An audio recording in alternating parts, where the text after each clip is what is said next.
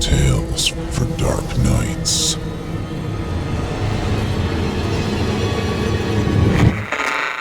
Want to make sure you never miss a Chilling Tales for Dark Nights video again? Be sure to subscribe and hit that bell to turn on notifications. Chilling tales for dark nights.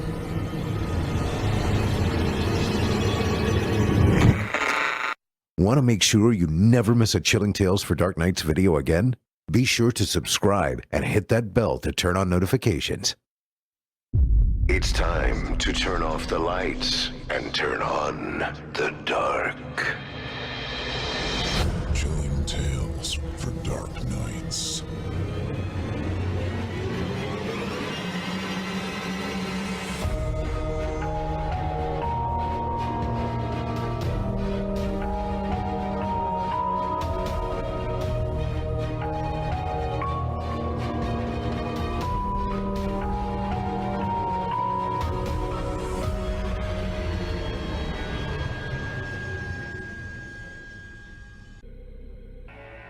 Good evening, listener. You're listening to Chilling Tales for Dark Nights. On tonight's program, we invite you to leave behind your safe reality and descend with us into the frightening depths of the most terrifying imaginations with two audio adaptations of frightening fiction about gruesome games and wicked wreckage. I'm your host, Steve Taylor, and tonight I'll be your guide as we traverse the dimly lit corridors of your darkest dreams.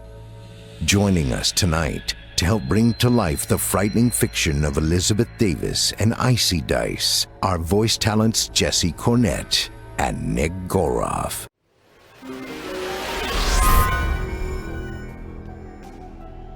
This episode of Chilling Tales for Dark Nights is brought to you by BetterHelp. These days, when truth is sometimes stranger than fiction, it's easier than ever to lose your grip on reality. We have good days, we have bad days, but everything feels precarious, like a seesaw that could dip in any direction. We all have issues, but luckily we all have BetterHelp. BetterHelp is online therapy that'll help you deal with your difficulties quickly, conveniently, and inexpensively. Within 48 hours of signing up, you'll be communicating with your very own therapist tailored to your specific needs. You can text anytime and schedule calls or video meetings weekly. With BetterHelp, help is never more than a text away. It's professional counseling in your pocket. I want you to start living a happier life today. As a listener, you'll get 10% off your first month by visiting betterhelp.com/chilling. Join over 1 million people taking charge of their mental health. Again, that's BetterHelp, HELP.com/chilling.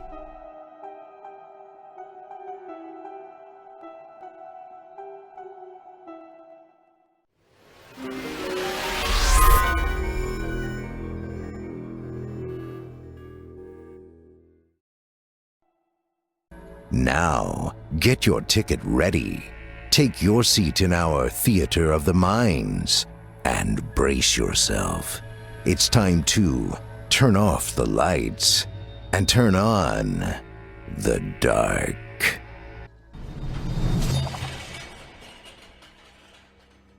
Our first tale tonight comes to us from author Elizabeth Davis and is performed by Chilling Tales for Dark Nights voice talent Jesse Cornett. In it, we will bear witness to one of those game and ritual stories based on a dream. Those who want to play must know all they are willing to give up. Join us, won't you? Without further ado, I present to you the Darklands game. There are numerous games that circulate the internet. Most are written for fun. A rare few are written based on real experiences of those who found the worn corners of reality. Some are trying to quantify it into a recipe as a way to process their experience. Some do it as a way to prove to others that what happened was real. Some malicious few do it out of self-pitying schadenfreude. I'll let you decide the motives behind this game. The first step happens when you dream. You will dream of your current or former college campus. If you've never been to school, then a college campus nearby. You will know which one in the dream. There will be a party around you, a wild party that can only happen when you are young and reckless. But you will not join in, merely drift around the edges. As you take in the sights, you will find a narrow hallway. There will be signs outside each door. Perhaps it will be movie titles, like an impromptu movie screening for the party, or just subjects that the classroom is used for. This is not important. What's important is that one of the doors will bear the title Darklands. You probably won't go in at this point. No reason to go into this unknown room while there is still so much to take in. If you do go in here, I don't know what will happen to you. Maybe nothing. Dream nonsense, because you are all by yourself. Maybe you will hear an announcement from the radio, from the DJ, or perhaps in other ways, whispered from party goer to party goer. Text messages written on the bathroom wall, yellowed flyers on the bulletins. The content will remain the same. The first session in the Darklands is free if you bring a friend. Quote unquote. You will wake up with a nagging feeling that will last for the whole day before fading, just as you have forgotten that you ever dreamed this particular dream. It will come again. Details will change, the attendance shifting as your past and present mingle, the campus of the school twisting into different endless hallways as the party sprawls out. It will be the same school. The dream will end as you stand in front of a door, separated from the party, down one of the endless hallways. It will be the same door. You will wake up before you open the door. Now, you have a choice. You could do nothing and wait for the dream to fade, ignoring the nights in front of that door until you no longer feel the call when you awake. Or you could find a friend. Your friend either needs to be an anchor or a seeker. If neither of you is a seeker, you will never find the door. If neither of you is an anchor, you will never return. What makes a seeker or an anchor is different for each pair. It's a question that only you two can answer. So answer wisely. Take nothing with you besides your clothes. Empty your pockets.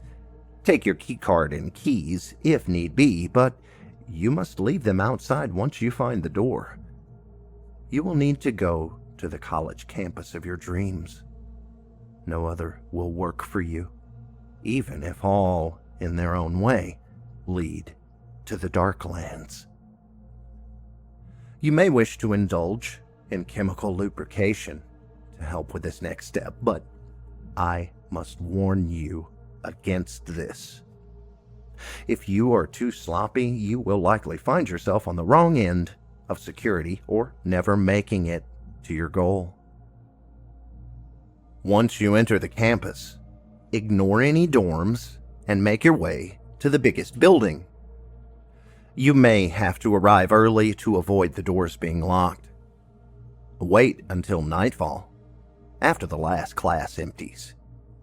After that point, you and your friends will go down to the lowest floor.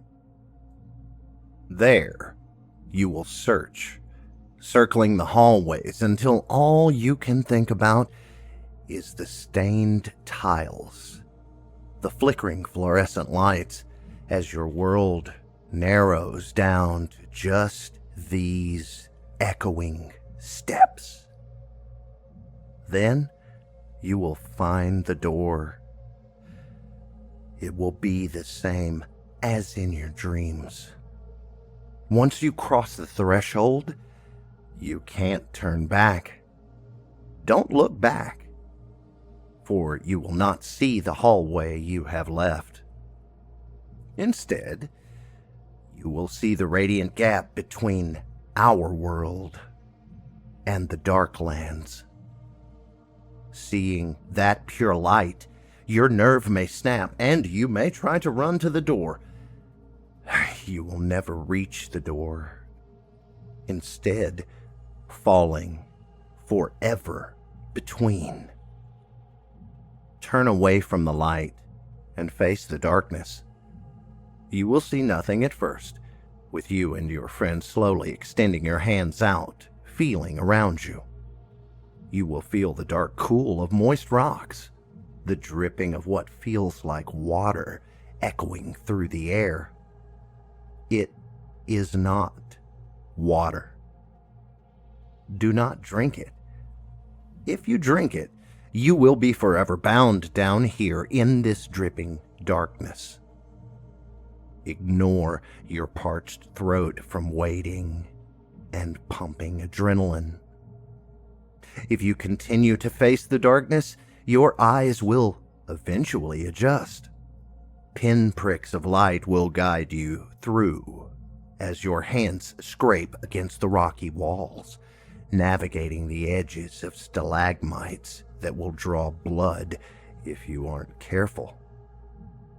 After jostling against your friend, shoulders slamming into each other as you are squeezed and pinched by rocks, you will finally find relief as the passage widens out into a large chamber. The pinpricks of light will give dim illumination as you reach out, trying to feel your way around. Eventually, you will look at them and realize that they form shapes. A vase pouring out water. Twin fish. A silhouette of a ram. The glaring head of a bull. Two crude people mirroring each other. A crab. A lion. A woman with hair as long as her dress. A set of scales measuring nothing. A scorpion. A drawn bow and arrow. And a goat head. Maybe the seeker will explain the significance. Maybe they will not. It does not matter. If you choose to walk towards them, reach out your hand and touch those small lights. You will leave. You will never return, never dream of the Darklands again. You may be happy with what you find on the other side. You may be disappointed or filled with despair. You may find home. You may never be allowed to return home again. But at least you will be spared what is up ahead. If you can ever be satisfied with being spared. Ignore the wall and look to the floor. You will find faint lights there, dimmer than the ones on the wall. The image should be of a man grappling with a snake. If it isn't, then I have no more advice for you. Stand carefully on the edge around the man-snake and press your hands down. Let your blood drip. The floor will fall open, and you will feel your hands grabbed, pulling you down. You may struggle pushing away, but the slippery floor will never support you. You will slip, fall, and be dragged down. The grip will feel warm, unbearably warm, like hands that belonged to a man who had been wrestling for ages. Your tumble down will be stopped by your friend as you both pin each other in place. The walls here are warm, and you can feel them constrict and release around you. Their enormous ribs framing your world. The darkness here is absolute, so you need not bother with your eyes. If you panic here, if you struggle, if you scream, you will never leave. You will remain forever stuck, or you will gain the attention of Nira. Then you will find your warm flesh bathed in acid, and your bones will join the rest that is stuck in the gullet. Take a deep breath. Take it again. Quiet your friend if you must. Lead them in your breaths. You will have to work together to carefully squirm and writhe in unison, to allow yourselves to slip down during the release, to shelter between the bones of the unlucky during the constriction, so you will not be impaled. For even those soft bones can burrow deep. Do not worry about time. That is not important here. It will feel like hours, days, eternity. Keep your calm and slide down.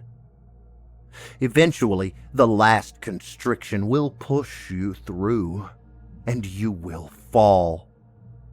Your landing will be hard and painful, but you still must go on. There is still no light. The bones will crack under your feet. Now you will hear voices. They will promise you answers to questions you have always had. Partial answers that beg for you to stop, to drop down in despair, to turn to them in wonder. Promising you all if you turn and leave the path. Smoke will choke your lungs, leaving you in coughing fits, leaving your head swimming. In this darkness and smoke, you will see things vibrant and almost real. I don't know what you will see, but I know that they are not real. They are only what might be or might have been. Or at least, not any more real than the darkness and crunching bones. Do not stop moving. Even as your coughing shakes you, even as your words spill from your lips from what you see. It would be best if you moved forward as much as you can understand forward in this darkness. Do not stray from this forward, or you will be lost in this darkness, seeing visions and crying out to those who walk along the path, seers who go unheeded. That is the fate of those lost in Delphi's cave. Eventually, the darkness will wane as the smoke drifts away. Your path will grow clear of bones, and you will step out into a city. You will see in the light, the blue light that seeps from the ground, from the sky, from everywhere, bathing everything. The light will sting. Now, you can rest. Wait for your eyes to adjust. Just be careful of the snakes, for they are coiled on every surface. Their venom is deadly, and they are quick to strike. Their bodies are the only color you will see in the city beyond the black walls. Move slowly, let them slither away from you, the rainbow shredding into black. As your eyes adjust to the light, you will see the city in black walls, ruined, absent of all life beyond the snakes. You will probably run your hand on the polished stone, feeling the carvings. You may even be able to make out individual carvings that represent lions or people, but their greater meaning is lost on you. You will not understand the words carved into the stone, made out of angular lines before an alphabet. You and your friend are likely to be silent. One of the two may try to speak, but your words will drift away, falling away into the silence. As your eyes look up, you will survey the city's wide streets and think of the skyscrapers dwarfed by these walls. You will wander. It does not matter which way. All roads lead to the center. All snakes slither to the center, gliding along with the tiles as you enter the plaza, a courtyard in which two thrones look down. The snakes will not enter, their tongues flickering out in your wake, remembering your scent as you walk away. Two figures will sit on the twin thrones, wizened, dwarfed by their thrones. You may feel strong for a moment, tempted to rush them until you realize that even the dwarfs of this city are far taller than you and your friend. Their skin is the same shade of the city stone, from what little you can see from their draped clothes and the blue light that falls away from them. You will not see their faces hidden away from your eyes. You will never see them. They have been forgotten. Now, reach into your pockets. If they are empty, you will find a dagger, and if you didn't empty them, you will find what you brought. How the Queen and King of Dur will judge you then, I do not know. You will feel the stone handle, the sharp blade. You will feel the engraving of a snake and a man combined into a single being throughout the dagger. You will pull out the dagger, feeling it grow and lengthen. Your friend will be too busy looking at the king and queen, the friend that followed you down, that you escaped from the gullet with, that led you away from the voices, that scared the snakes away while you rested. The friend followed you when no one else believed or that they loved you enough to ignore their disbelief. You must not hesitate. You will be judged poorly if you do. You will walk up to them silently, unnoticed, and bury the knife into their back. You may have to withdraw it out and in again, spilling their blood on those dark stones. The red turns dark in the blue light as they shudder and fall over. Do not stop until you hear the last rattle, the last intake of labored breaths. Dip your hands into the blood. Kneel on the stone as you lift your hands. What passes now is different for everyone. How you are judged, weighed on inscrutable scales. Regardless of the answers to your question, you must now pick up your friend and carry them out regardless of what you are given. Walk between the thrones. Walk past the dark city into the blue light. You will leave the Darklands and find yourself back in that school hallway. Your hands will be clean, and your friend will be standing nearby. They will look like nothing happened, that they were never dead in a Titan city. But you will look in their eyes. If they are an anchor, their eyes will be lifeless, dull, and they will never laugh, smile, frown, or cry again. Your wrists will feel heavy, and scars will form in time, in the shape of gray metal chains. If they are the seeker, their eyes will not recognize you, looking beyond you. They will laugh, smile, cry, and frown, but never at what is around them, forever roaming inside themselves. You will feel lighter, like a puppet whose string is being pulled. The scars will form on your back, making the shape of white wings. Next time, you will not need a friend, gaining what you lacked from them. Next time, you must pay the price of a second session. Are you willing to see what is beyond? Are you willing to go back deeper into the Darklands?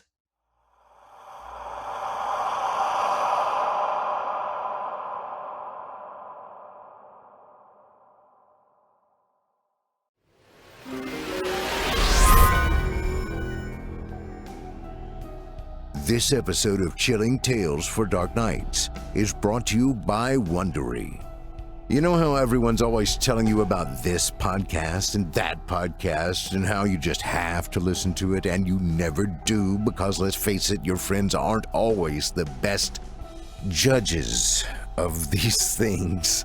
You though, listener, you're a connoisseur.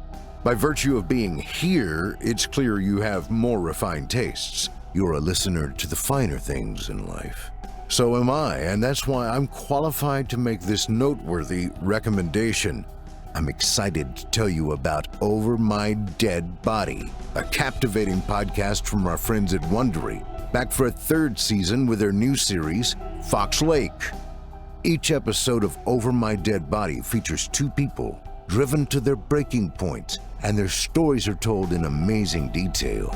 If you've ever seen the series Tiger King, for example, you'll be amazed at how much more insight you get from Season 2 of Over My Dead Body, Joe Exotic. And in Season 1 Tally, you'll follow the mysterious murder case of Dan Markel. As cinematic as it is journalistic, you'll pop in your earbuds and get sucked right into it. Season 3 Fox Lake just got started, and it's every bit as good as the others. Get this. In the small town of Fox Lake, Illinois, Joe Blinowitz was a hometown hero and a 30-year veteran of the local police department. On September 1st, 2015, just 1 month from retirement, he was found dead outside of an abandoned cement plant, shot twice in the chest at close range.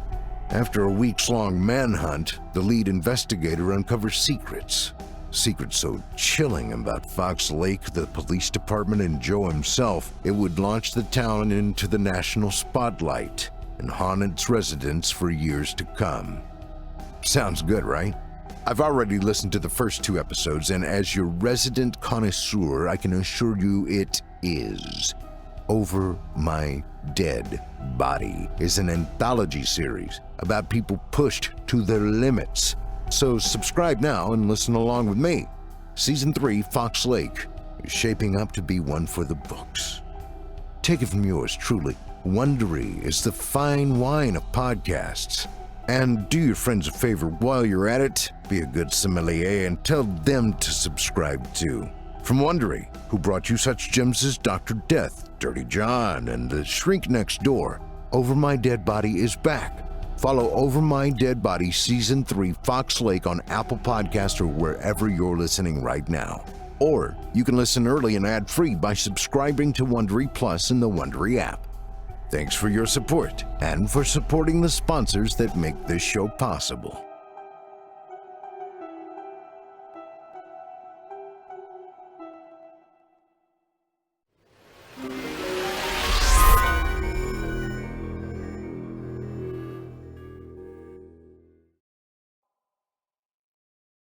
I hope you enjoyed The Darklands game, as written by Elizabeth Davis and performed by the incomparable Chilling Tales for Dark Nights voice talent, Jesse Cornett. To find more of author Elizabeth Davis, Visit simplyscarypodcast.com/Davis, spelled Davis, and you'll be redirected to her author profile on creepypastastories.com. And if you do check her out, be sure to visit Elizabeth's Amazon page, where you can find a copy of her collaborative anthology, No Safe Distance: Stories from Quarantine Today.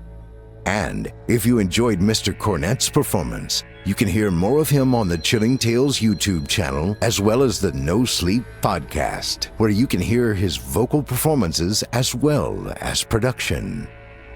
Our second tale tonight comes to us from author Icydice and is performed by voice talent Nick Goroff. In it, we will bear witness to a father and his family involved in a deadly car crash. Following the accident, the man keeps note of the strange events which transpire. Without further ado, I present to you Car Crash. 8:40 on a Saturday evening. They say there's some moments in our life that we'll remember for an eternity. Events that we find branded into our minds, whether we like it or not. We say that we recall these moments down to the minutest detail, and I can attest to that theory quite well. The clear water droplets plummeted from above, splashing onto the windshield. The cars traveled alongside the vehicle, their headlights illuminating the rain, and the night sky contained thousands of dazzling stars above. Inhale. And my chest rose, my lungs taking in crisp air from the slightly open window beside me. I turned my head, my eyes meeting with hers, and then falling about her gorgeous teeth and her rose lips. Exhale. My gaze fixated on my rearview mirror, observing my young boy strapped firmly in the back seat, fast asleep. Inhale. My eyes grew wide as the high beams flooded my vision. In an instant, I launched my foot toward the brake, clenching my teeth-hard jaw locked firmly shut. The sound of metal colliding terrorized my ears, and my car's momentum carried us forward. Glass shattered as the vehicle came to a violent halt, causing my body to jerk forward and my face to plant directly into the steering wheel. Two shrieks, one from beside me and one from behind, erupted into the night. They died down as soon as they began. Suddenly, there was no sound at all. My body was rendered immobile, and my eyesight faded away, yet my lips still functioned. They gently parted, but all I could squeak out was a measly "no" before the darkness overwhelmed me. From that point on, I vaguely recall the noisy sound of bustling people in a white corridor. Beaming lights shone overhead, beckoning for me. I tried reaching out towards it, and I could not move my arms. My eyes fluttered, and I once more drifted away into sleep. I would stay in the hospital for several weeks, recovering from various fractures and undergoing multiple surgeries. My body ached, yet my physical pain could not compare to my worries about my family. Although I felt a relief like no other wash over me when the staff informed me that my son had survived, a familiar sense of dread later overtook me as I learned my wife was in critical condition. Those nights took an eternity to pass. I consistently glanced towards the clock on the wall, observing the hands tick by minute. Tears would claw their way from my eyes at strange hours of the day, drenching my cheeks in moisture until my cheeks burned red, and the sweat forming in my palms dampened the bedsheets I clenched. Each time one of the staff or doctors came into my room, my vision darted towards them. I knew they could read my mind. They would give me this pitiful look when they looked into my pleading eyes. Every time I asked, they would give me the same non-answer. I assure you, Mr. Johnson, we are doing our best to treat your wife. Every day I met with some variation of this response. Yet I persisted, determined to hear that my wife would be okay. Until one day, one of the staff entered my room.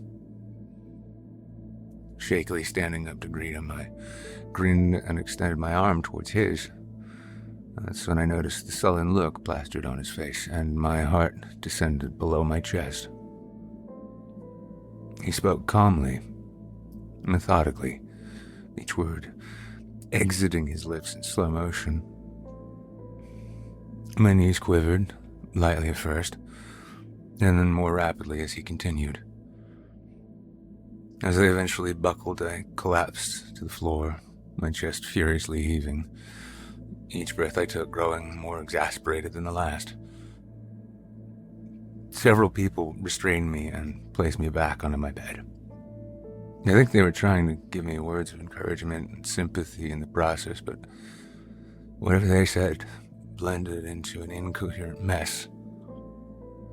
The men and women beside me blurred into unrecognizable forms, and I stared straight ahead. A abhorrently foul stench of perspiration dripping from every orifice of my body dug into my nose and pricked my eyes. My mind, blank as a paper, grew weary, and I finally gave in to the staff attempting to keep me still. The nurses helped clean me up shortly following that outburst. After receiving fresh clothing and being given time and space to come to terms with the news, my nurse escorted me to the lobby. There he stood, waiting for me. I rushed towards him as quickly as possible. Stooping down, I embraced him, resting my chin on his scalp and gently patting his back. He buried his head into my chest. My shirt moistened, and I held him even closer. He knew. Before we left the hospital, I received a few recommendations for psychiatrists and therapists in my area. After thanking the staff for all their help, my son and I took the bus back to our neighborhood later that night. I had baked chicken with rice that night, but he just sat there, poking his food with his fork. Sighing, I finished my plate, hoping it would inspire him to do the same. Instead, he pushed his dish away from him, in front of where an empty chair stood before the table. I knew he wouldn't budge, but I knew the hospital had been keeping him healthy and nourished.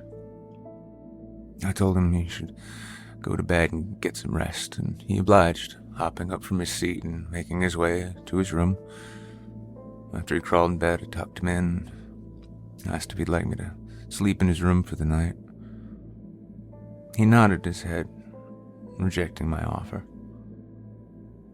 I bent down and kissed his forehead, wishing him a good night. I opened my laptop and researched the therapy center cited in the pamphlet I received earlier, and grimaced when I read the costs for each one. My wife made money along with me for our family.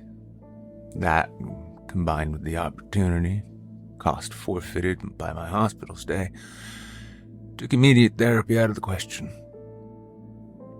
Sighing, I closed the computer and trot over to my bedroom. Placing my palm against the wooden door, I traced my fingers along its perimeter until they met the cold brass knob. Counting down from 5, I forced myself to open the door upon reaching 0. I set foot into the room, flicking the light switch upward. As the bulb cast its light onto dull gray walls surrounding me, I mustered the courage to set one foot in front of the other, make my way over to the oak frame of my queen-size bed. I looked down on the blankets before me. The bed felt so different. It felt empty. Beside the bed sat a beige dresser with a picture frame placed atop it. There stood a man and his soulmate, their faces beaming with glee. Feeling tears trickling down my cheeks, I glanced back toward the bed, realizing I was dampening the sheets while I wept. Breathing in deeply, I turned and exited the room with haste. Retreating to the living room, I positioned myself on the couch, and after a few hours of tossing and turning, my body finally shut down and let me rest. I didn't recognize where I was. All I knew was that pure light surrounded me, overloading my senses. My mouth opened, yet I didn't make a sound. I extended my arm, groping ahead of me for whatever surface I could find. My fingers were met with a wheel. The sound of an engine roared from somewhere within the light. Tires swerved and voices shrieked. Bang! Metal tearing into metal. Incoherent, shrill cries produced from the back of the car. Was this truly happening again? My head jerked forward with the momentum of the vehicle. The commotion ceased as suddenly as it arrived, leaving me in a state of disarray. The cold night air seeped through the shattered window, erecting the hairs on my arms. Everything was still. It was a dream. I knew it was a dream. So why could I so vividly sense the beads of sweat trickling down my arms and pooling around my knuckles? How is it that a figment of my subconscious mind was able to perfectly replicate the texture of the leather-coated steering wheel, which I so desperately clung to? Internally, I knew what would greet me if I were to shift my gaze to the right. And then I felt it. The round object slumped against my shoulder. The messy strands of hair against my arm. The warm, liquid droplets falling and splashing against my hand. I couldn't even form a coherent thought before my attention shifted to the sudden weight pressed against my left shoulder. 5 slender fingers held me in their grip. My head spun around in the opposite direction to observe who was touching me. Upon doing so, my gaze was met with an arm reaching through the shattered window. I tilted my head up, and before me stood a man. He stood tall, adorned with black jeans and a gray dress suit. His frame was much too small for his clothes, however. He appeared fragile. The skin of his arms seemed to loosely stretch over the bone underneath. It was as if he would disintegrate if even the slightest force were applied to him. Despite the situation around me, my body eased into the seat. I felt a sensation of relief wash over me. He carried an unexplainable aura of familiarity about him. Even despite his malnourished frame, even despite his lanky stature, even despite his face appearing to have been blurred out of existence entirely, I did not fear him. It almost depressed me that my encounter with him was brief, as I awoke as soon as my eyes scanned what should have been his face. It all happened so fast. I placed my hand on my left shoulder, running my fingertips along its surface. The imprint that would have been left by the man was not there. Of course it wasn't. It was just a nightmare after all. I can't say for certain I understand what I dreamt of that night. It all felt so real. I didn't recognize the man I encountered earlier, so how could I possibly have felt such an intrinsic connection between him and I? Although I'm not sure what to make of it, I can't help but get the sneaking suspicion that there's more to this than I'm currently comprehending. After all, a dream is said to be a gateway into the subconscious. Whatever the case may be, I'll be sure to keep you guys updated. Thank you for reading all I've had to say up to this point. An update. I felt a soft tugging on my beige shirt. The small hand of my boy gripped the polyester tightly. I placed my hand on his head, gently massaging his scalp and pulling him closer to me. The funeral service had occurred just hours prior. Our family wasn't particularly social. We had a few friends and family stop by and offer their condolences to me. It was nice, but if I'm honest, it didn't make me feel better in the slightest. Excuse me for feeling this way, but I wasn't exactly receptive to socializing at my wife's funeral. I only went out of necessity, as well as in pursuit of some form of closure. That closure never did arrive. After it was all said and done, the other attendees left, and it was just my son and I standing before her casket, all alone. I stepped forward, placing my hand on the wooden box. The casket sat on a platform. Roses and candles were placed near it on a table. It was a lovely setup, yet it didn't feel complete. I knew her body wasn't inside. Her mangled corpse could not be presented for an open casket funeral, so we planned on having her cremated and having her remains buried.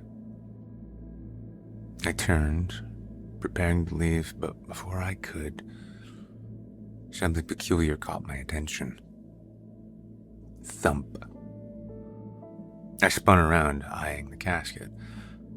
Had I been hearing things? No. The only ones in the room were my son and I. I turned back to exit the room, only to find my boy had disappeared. Where had he gone? He couldn't have left the room. I hadn't heard any footsteps. Before I could call his name, I heard it again. Thump.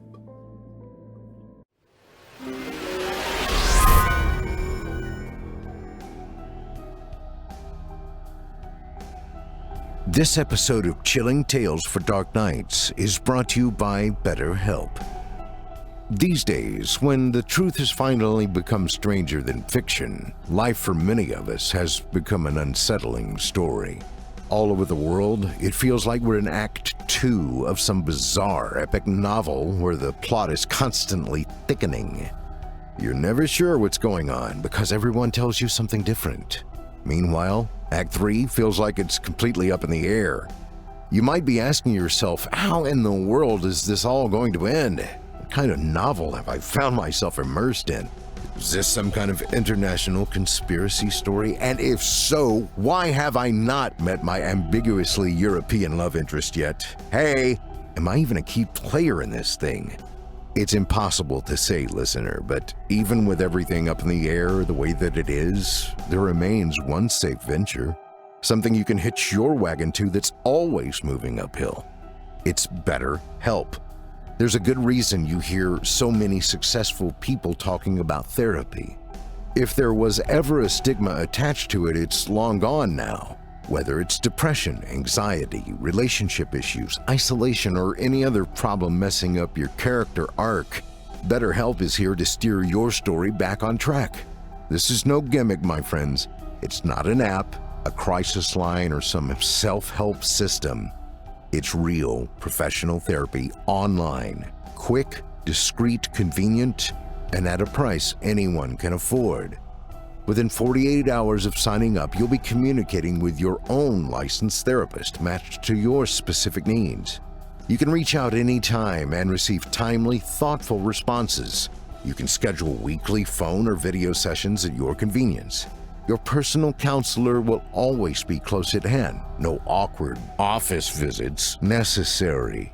It's professional help right in your pocket. It's a steady handrail through your own personal story, and it'll never steer you wrong. BetterHelp is real professional counseling tailored to your needs. It's more affordable than traditional therapy, and financial aid is available for those who need it. That's right, therapy no longer a luxury reserved for the rich and famous. Thanks to BetterHelp, therapy is for everyone. In fact, over 1 million people are using it to get a handle on their mental health. So many that they're recruiting additional counselors in all 50 states. So don't despair. I want you to start living a happier life today. As a listener, you'll get 10% off your first month by visiting betterhelp.com/chilling. Join over 1 million people taking charge of their mental health. Again, that's BetterHelp, HELP.com/chilling. Thank you for your support and for supporting our valuable sponsors.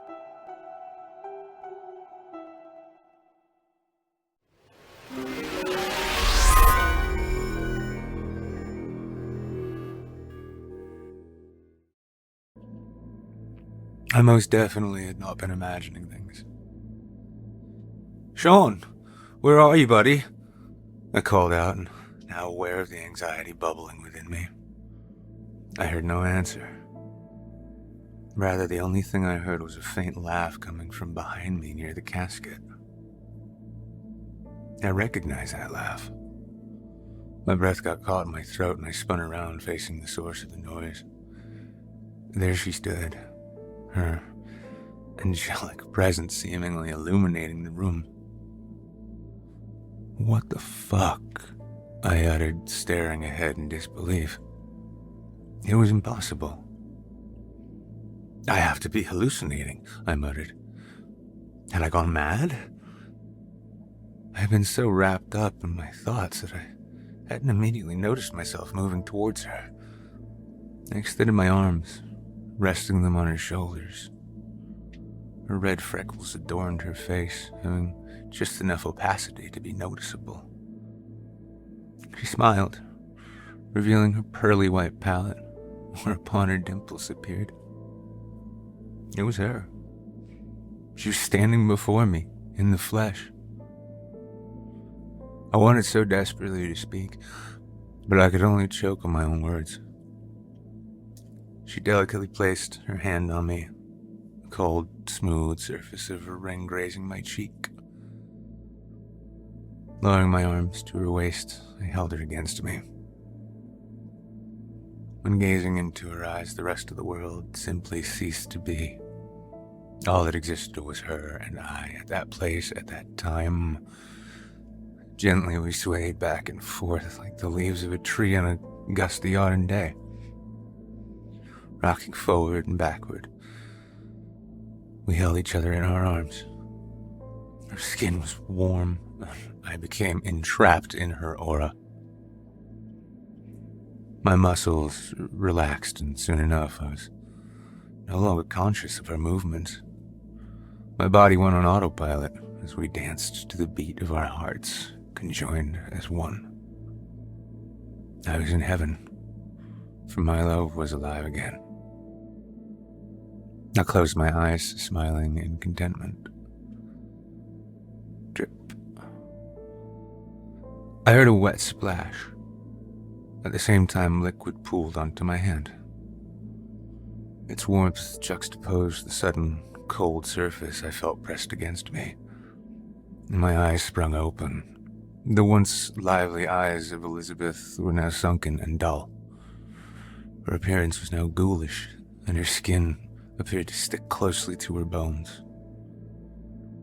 Looking down at my hands, I saw that they had been covered with blood. A large laceration covered the surface of her stomach, and the stench of charred flesh infiltrated my nostrils. I shoved her away from me and collapsed to the floor, I only had a split second to process what had happened before thick chunks of vomit erupted from my throat. I wish I had not met her gaze again. Her sweet smile transformed into a sickening grin.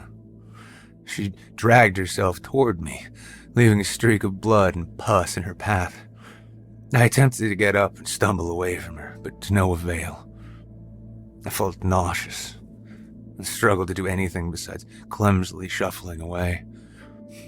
I grimaced in pain as I felt her latch onto my arm, digging her yellowish, rotten nails into my skin. She used her momentum to lunge at me, shoving me to the ground and landing on top of me. I screamed and I fought and I clawed at her, desperate for her to get off of me. Somehow, even though her body appeared rotten and broken, she overpowered me, scraping and clawing at my flesh. Then, I felt a tug on my beige shirt. A tiny hand gripped the polyester fabric. I picked myself up from the floor and looked down at my son. He looked back up at me, a look of concern and fear on his face. A puddle of vomit and tears occupied the floor beside where I had collapsed. Did I imagine everything? No. I quickly realized that wasn't the most important question at the time. Had my boy witnessed what had just happened? How could I have allowed myself to appear so weak in front of him? A boy is meant to see his father as a superhero, a strong man who can persevere through anything. Not only had that persona collapsed in the hospital, but it collapsed here as well. And what would he think of me? Regret and dismay ran through my veins at that moment, but those feelings were interrupted as Sean embraced me with as much strength as his little arms could muster. I froze, and then gently reciprocated his embrace. He'd seen me collapse, seen me cry, seen me at my most vulnerable. Yet when I looked upon my son, comforting me when I needed it most, I didn't see a child who felt disappointed in his father. All I saw was an act of compassion. Not wanting to weep more than I already had, I let go of Sean and stooped upright. He was only a child and had already suffered the loss of his mother. At such a young age, I doubted he had much understanding of the concept of death at all. But I knew for certain he missed Elizabeth, and so I knew I had to be there for him. I promised then and there that I would be strong for Sean.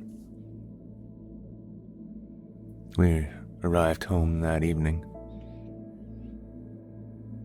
I treated Sean to the best pot roast I could make and was ecstatic to see he finally regained his appetite. I tucked him into bed soon after. I brought a chair by his bed, pulling his sheets and covers over him. The lamp by his bedside shone brightly. "You doing okay, little guy?" I inquired. He didn't respond, of course. He hadn't uttered as much as a word since the incident. I didn't understand why, but I didn't want to press him on it either. I would get him some help as soon as I could. I grabbed his stuffed teddy bear from a nearby shelf and waved it in front of him. "Do you remember how we got this? How we went to the fair last year and you played the baseball game and won Teddy?" I had hoped bringing up this memory would elicit a response from Sean, but he simply smiled and continued to look at me. Sighing, I returned his smile and patted his head. "When Mommy and I got married, we knew we wanted a baby. Every night, we would pray to the angels that a baby boy would come, and one day, you came to us. It was the happiest day of our lives, Sean, and from that point onward, you made us the happiest parents around. Mom, won't be around for a long time. But I promise that she's watching you with the angels. She's smiling, Sean. She's so proud of her beautiful baby boy. And so am I. We will always love you. Again, Sean's lips never parted once. Yet I knew that he understood. He had to have understood. I just know it. I just wanted to hear his voice again. Good night, Sean, I said, getting up to leave his room. Before I could, he reached out and grabbed my arm. Oh, right. Sorry, buddy, I said, leaning over and kissing his forehead. He nodded his head in satisfaction and laid down. I turned off his lamp and closed his bedroom door. Making my way to the bathroom, I went inside and stared into the mirror. I had kept my promise to myself to stay strong for Sean, at least for tonight. I gripped the sink tightly, leaning over and peering into my reflection. What the hell had happened earlier? Could have been related to the dream I had the other night. Why was I experiencing these disturbing visions? I had never really had to deal with mental trauma in the past, so I was unfamiliar with how to process this information. If people knew about the experiences I was having, would they think I was crazy? For the first time in my life, I felt small and out of control. I balled my hand into a fist, pounding it into the wall. That night was a sleepless one. All I could do was look up at the ceiling. Empty thoughts occupied my mind. I couldn't make sense of what I had experienced, so I merely dismissed them as nightmares.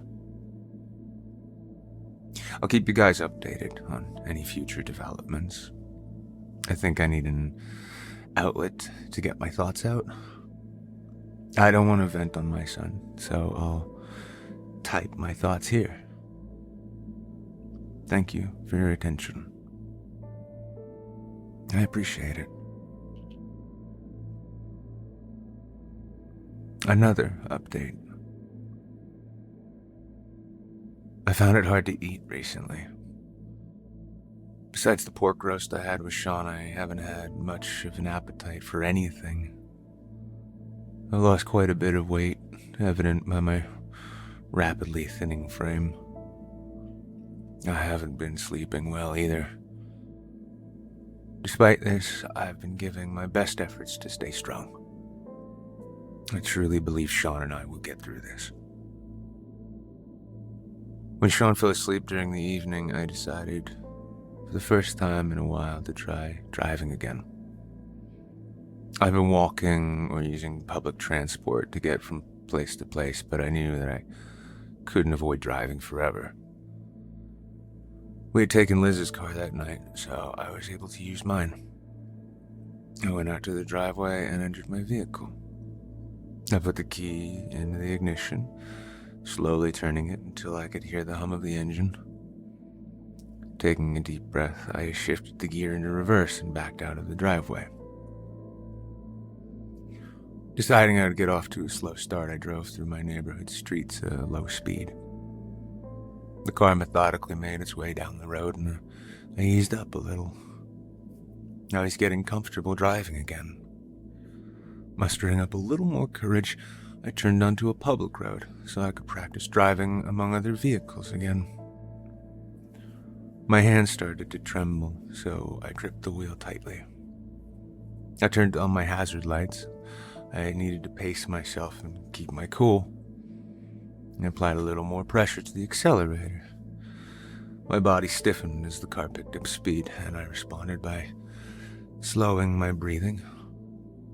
Doing so allowed me to loosen my body, and I pressed down on the accelerator even harder. I lowered the windows and felt the wind blow against my face. Horns beeped all around me. The noise of chattering pedestrians and restaurant music was omnipresent. I remember this feeling of driving down the road that night in my car. The way the breeze flowed through my hair, the way the paved roads felt underneath my tire. As I looked into my rearview mirror, I almost thought my eyes were betraying me. I was smiling. Not just a smirk, but a full-on grin. I released my grip on the wheel and simply drove. For miles I traveled, not having a care in the world. Oh, how I had missed this. This liberating feeling coated me in pure bliss.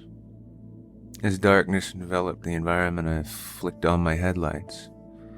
Peering into the night sky, I saw the millions of stars sparkling above. Momentarily pausing to appreciate the serene view, my attention was drawn to an alternative light source ahead of me. The headlights of another vehicle rapidly approached.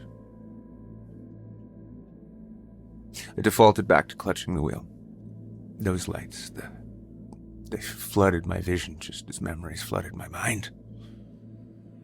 Remembering to be calm, I once more inhaled a surplus of oxygen, letting it stir in my stomach before a prolonged exhale exited my nose. For a moment, the light covered my entire vehicle. In a split second, it was over. I observed my rearview mirror once more, watching the car travel down the road behind me. Pulling onto the shoulder, I put the car in park and leaned back into the seat. I let out an audible sigh of relief, followed by a single sentence. I did it. Returning home later that night, I quietly entered my house and went to check on Sean.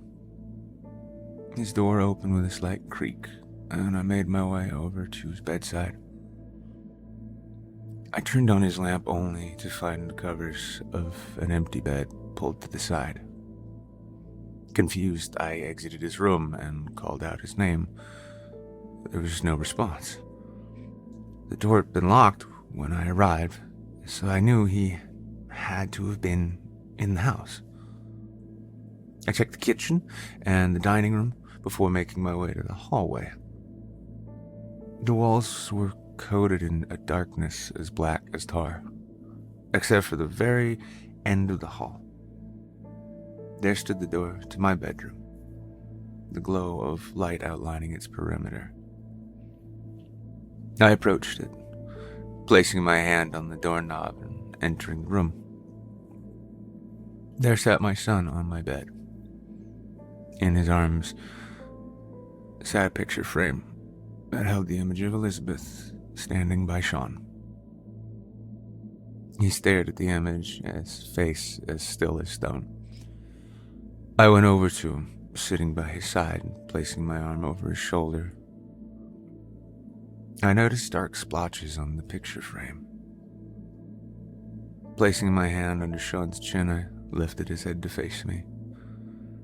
Red circles surrounded his watering eyes. Using my thumb to wipe the remaining tears from his cheek, I tried to offer him the best smile I could, but his frown remained. There I sat, at a loss for words, my gaze lowered and focused on the picture in the frame.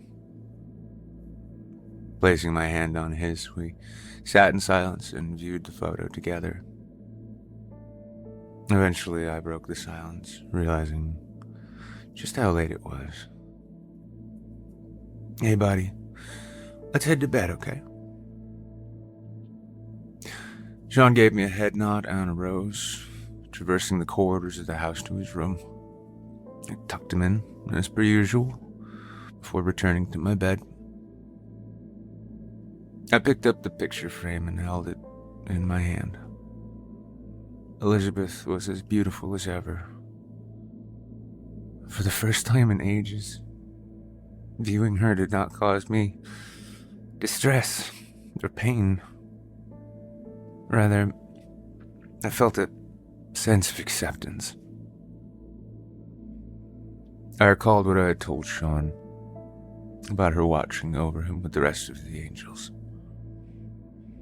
Though I had said it to ease his mind, I too had begun to tell myself the same thing.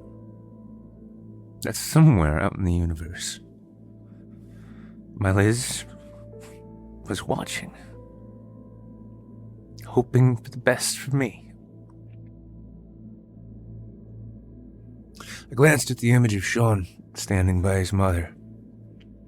He had the purest grin on his face, one that could melt my heart 1,000 times over. I knew he did it because I remembered taking the photo. Yet that was not how he appeared now. In his place stood a different Sean. A Sean without a grin, without the energetic and hopeful eyes. Rather, one with deep gashes and bruises embedded into his flesh. One whose limbs appeared contorted into unnatural positions. In the blink of an eye, his happy demeanor changed into one of shock and terror. Taken aback, I dropped the photo and rushed back into Sean's room. I burst through the door, only to find him peacefully asleep in his bed. He was there, alive, in one piece. I saw him with my own 2 eyes. Making my way back to my bedroom, I scooped up the picture frame and gazed upon it once more. There he stood, looking perfectly happy and happy. Rubbing my eyes in hopes to clear my vision, I viewed the image again, hoping to confirm that what I saw was real. The photo remained unchanged, still showing Sean as the gleeful little boy I knew him to be. I put the photo away and climbed into bed, pulling the covers over my body. Sinking my head into my pillow, I closed my eyes. Although it took a few hours, I finally drifted into a deep slumber. The following day, I woke up early. Entering the kitchen for a glass of water, the sounds of footsteps caught my attention.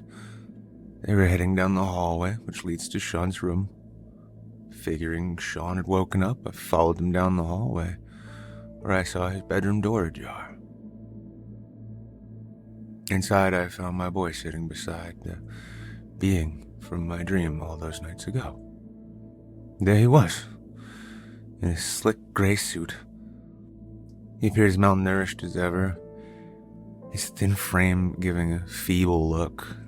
His face remained blurred so much that I could not discern any of his features. I watched as he extended his bony fingers towards my son, laying them atop his head. He brushed Sean's hair with his hand. Neither one of them faced me, and despite the circumstances, I did not feel fear for my safety or Sean's. I walked toward the creature, attempting to touch it. Mere centimeters before the tips of my finger grazed its figure, my body lunged forward, my forehead drenched in sweat. I observed my surroundings, realizing I had not yet left my bed. I decided to put the picture frame away in my closet for the time being. The thing freaks me out, and after that dream and what I would assume was my hallucination yesterday, I can't bear to view it. Once again, I'll be sure to keep you all updated on future updates. I cannot express my gratitude enough to you all. Truly, thank you. A final update. Sean, I need you to speak to me. I must have uttered several variations of that phrase for at least a half an hour. Please, buddy, you can talk to me, okay? I promise you can talk to Papa. No matter how many times I repeated these words to him, he simply wouldn't answer. I desperately needed to know that he could speak. I needed to know that he was real. The truth is, the constant barrage of delusions had taken a toll on my psyche. Distinguishing between what was real and what was merely a figment of my imagination had become difficult. I had to know Sean was real. I wanted to believe he was, and I would know if he was real if he only would speak. Could he not see the anguish in my eyes? Why wouldn't he just utter a single word? I gripped his shoulders tightly, begging him to even part his lips once. He never obliged my only wish. No amount of bribery or pleading could elicit a response from him. All he did was grab my arm, turn towards his room, and march towards it. As I followed it, an overbearing sense of dread began to brew within me. I felt my heart intensely pounding in my throat as we entered the room together. There, the entity sat. My head hung low as Sean released me from his grasp and trekked towards the being ahead. I too approached it, once again attempting to touch the thing, preparing to suddenly awake from what I had assumed was another nightmare. I placed my hand on the figure. Only, I didn't wake up in my bedroom once again. Instead, it too placed its hand on me, and we felt each other's papery frames. Slowly but surely, the details of the being's face were revealed to me, and as I looked upon it, I recognized its features, for they were my features too. I stumbled backward, watching as the thing with my appearance leaned towards my son, gently kissing his forehead. I ogled the creature, swallowing the oceans of saliva that had built up in my mouth in a single swift gulp. The creature locked eyes with me, and I locked eyes with it. As this occurred, a sense of familiarity washed over me. My mind darted back and forth, unsure what to make of the situation. That is, until my thoughts inexplicably settled on the memory of the accident on that fateful night. I recalled the blinding lights, the shrill cries of fear and suffering. No, there was more. The overhead traffic light, from which a soft red hue shone in the night sky. My vehicle had passed underneath the light, and then the impact happened. The doctors. Had they truly told me my son had survived? They say that there are some moments in our life that we'll remember for an eternity. There was a quote that I wrote back towards the beginning of this text. So then, why couldn't I recall the words of the doctor who told me that Sean was still alive? Could I have truly forgotten? I snapped back to reality, keeping eye contact with the being before me. Only now, Sean was nowhere to be found. The sense of familiarity I felt soon dissipated and was replaced with boiling hatred. I glared at the monster, my palms balling up. I rushed towards it, tackling it to the ground. Before it could react, I began pummeling it with my fists. You're the reason Elizabeth is gone. You're the reason Sean is gone. I'm going to kill you, I exclaimed, gritting my teeth and continuing my assault on the being. It showed no resistance. It simply allowed me to keep striking it, again and again and again and again and again. I had no plans in stopping. Blood flowed from the thing's face onto my fists. With every strike, I could feel my body breaking. With every blow, I could sense the light within me beginning to extinguish. Yet I had no plans on stopping. I was gonna kill this man for taking what I held dearest to me. At that point, I couldn't even see the thing. Tears had clouded my eyes, blurring my sight. I simply pounded my fists downward, hoping to murder the figure in my fit of rage. I felt a soft tugging on my beige shirt. It was gentle, yet enough to pause my assault. A tiny hand gripped the polyester fabric. My arms fell to my sides, and I turned my head, and there he was. My boy stood by my side. I froze, my eyes widening like saucers as I witnessed his lips parting for the very first time. "I forgive you, Papa." He smiled at me and embraced me once more. I embraced him too, feeling the stream of tears begin to erupt from my eyes. Not wishing to get my tears on his shoulder, I closed my eyes. I soon found that a second pair of arms had wrapped around me. The smooth surface of a ring pressed against my skin. I didn't let go for what felt like hours, but I knew I couldn't hold on forever. As I opened my eyes, I found myself alone with the figure in what was once Sean's room. I stood up and approached him once more. In one swift motion, I hugged the thing, pulling it close against me. When I let go, the thing vanished from my view.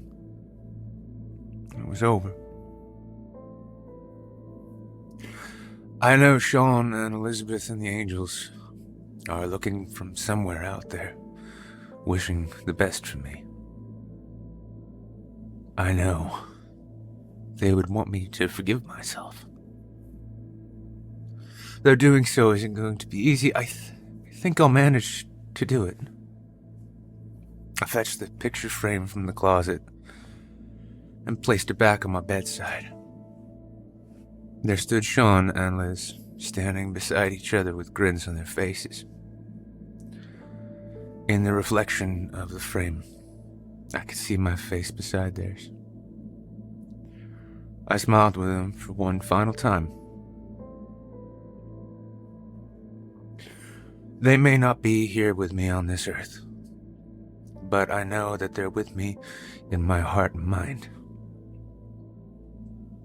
Thank you all for reading my account.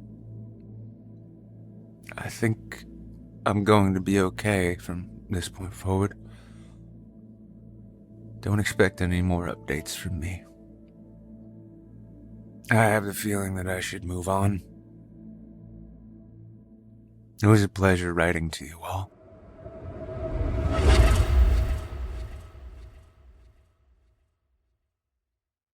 I hope you enjoyed Car Crash, as written by Icydice and is performed by the incomparable Chilling Tales for Dark Knight's voice talent and Evil Idol 2016 champion, Nick Goroff. Voice actor and 2016 Evil Idol champion Nick Goroff's talents can be found on our very own Chilling Tales for Dark Knight's YouTube channel, as well as on past episodes of the Simply Scary podcast. You can also join Nick on his YouTube channel, Wizard of Cause. If you check him out, be sure to give his performances a thumbs up, leave a kind word, and tell him you heard him here on this program and that Steve sent you. It would mean a lot to me. Now, our weekly descent into the depths has just about come to a close. But before we go, I'd like to take a moment to thank you for joining us tonight, and remind you to take a moment to stop by our iTunes page and leave Chilling Tales for Dark Nights a 5-star review and a kind word. And follow us on Facebook, Twitter, and Instagram if you haven't already. And of course, subscribe to us on YouTube. where you can find an archive of our work going back to 2012. And consider signing up as a patron at our website, chillingtalesfordarknights.com, to show your support and get all of our content ad-free.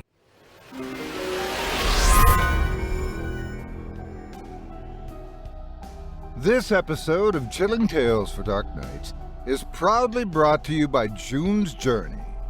There's something you may not know about me, listeners, and since we're all friends here, it's time I told you about it. I've heard all the murmuring among you. Who really is this Otis Gyrie? This man of mystery? This man of intrigue? Well, I'll never fault you for being observant. You're right on both counts. So here it is, my full disclosure. I'm a time-traveling detective. That's right. And when I'm not here in the studio, I'm doing most of my work back in the Roaring '20s, doing the foxtrot with bob-haired women, sleuthing around in the streets of old New York, perusing the parlors of Paris, searching for clues, making money, solving puzzles. It's true, friends, and I'll even tell you how I do it. It's a fantastic game by our friends at Wooga called June's Journey. It's a murder mystery, hidden object game set back in the '20s, with all the era's charm and aesthetic. You and I play the part of June Parker, amateur detective, investigating the death of her sister. It's free to download, it's beautifully designed, and it's endlessly fun. June's Journey will unleash your inner gumshoe, exploring intricate scenes around the world and collecting evidence to solve mysteries. The gameplay is engaging and gratifying, and you'll be using your head quite a bit too. This is no mindless screen time we're talking about here. And the mysteries are ever evolving, new cases added each week, so you'll always have a new case to crack. Myself, I'll mostly play in the morning to jog the old noodle, and I'll play again at night to wind down. Alright, I'll admit it. I sneak away to play all hours of the day. The thing is, friends, when you're a detective, you're a detective. It's my great commission to detect, and June's Journey has become my journey. We're in this together, June and I hope you'll join us too. So why wait? Put your powers of observation to the test and join the rapidly growing community of over 30 million June's Journey fans. Escape to a glamorous bygone era full of danger, mystery, and romance. Take it from me, it's the bee's knees and the cat's pajamas all rolled into one. Ready to awaken your inner detective? Download June's Journey free today on the Apple App Store or Google Play.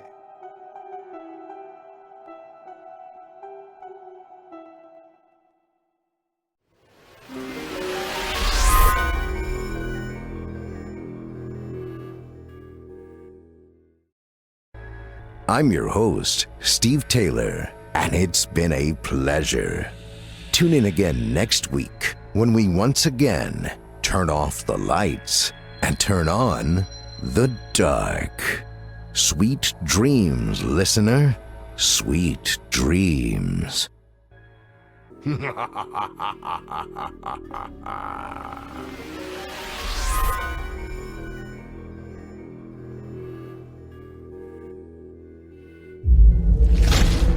Chilling Tales for Dark Nights. Chilling Tales for Dark Nights.